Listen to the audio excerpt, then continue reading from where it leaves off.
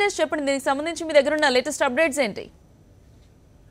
ఢిల్లీలోని ఎర్రకోట వద్ద భద్రతను ముమ్మరం చేశారు. మొత్తం 7,000 మంది పోలీసులను ఎర్రకోట వద్ద కాపలా ఉంచారు.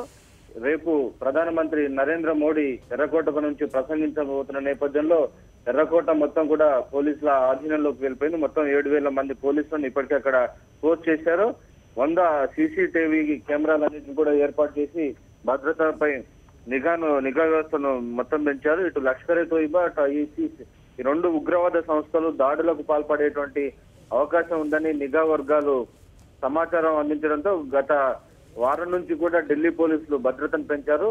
ప్రధానంగా ఎంపీలు, మంత్రులు నివసించేటువంటి ప్రాంతాలు, అట్లాగే జనసమ్మర్దం ఉండేటువంటి మార్కెట్లు, సినిమా హాళ్లు ఈ ప్రాంతాల్లో కూడా పోలీసులు భద్రతను చాలా పెంచారు. మొత్తం మెటల్ డిటెక్టర్స్ పెట్టారు. అట్లాగే ఢిల్లీ మెట్రోలో కూడా పెద్ద ఎత్తున సోదాలు నిర్వహిస్తున్నటువంటి పరిస్థితి. ఎక్కడ కూడా ఎటువంటి ఏమాత్రం అలసత్వానికి ఛాన్స్ ఇవ్వకుండా పోలీసులు పెద్ద ఎత్తున భద్రతా దళాలన్నిటిని కూడా రంగంలోకి దింపాయి.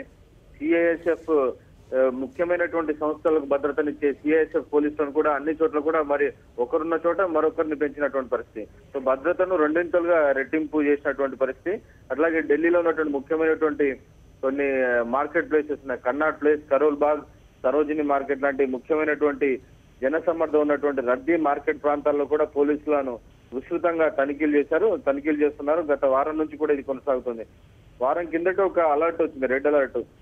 9 మంది ఉగ్రవాదులు ఢిల్లీలోకి ప్రవేశించారు, పెద్ద ఎత్తున పేలుడు పదార్థాలను తీసుకుని ప్రవేశించారని. సో ఆ నేపథ్యంలో వారిని పట్టుకునేందుకు కూడా పోలీసులు వెంటాడుతున్నటువంటి పరిస్థితి. రీసెంట్ గా పంజాబ్ లో గుర్దాస్పూర్ లో జరిగిన ఘటన ఈ అన్ని నేపథ్యంలో ఢిల్లీలోని ఎర్రకోట వద్ద ప్రధానంగా ఈ భద్రతను బాగా పెంచారు.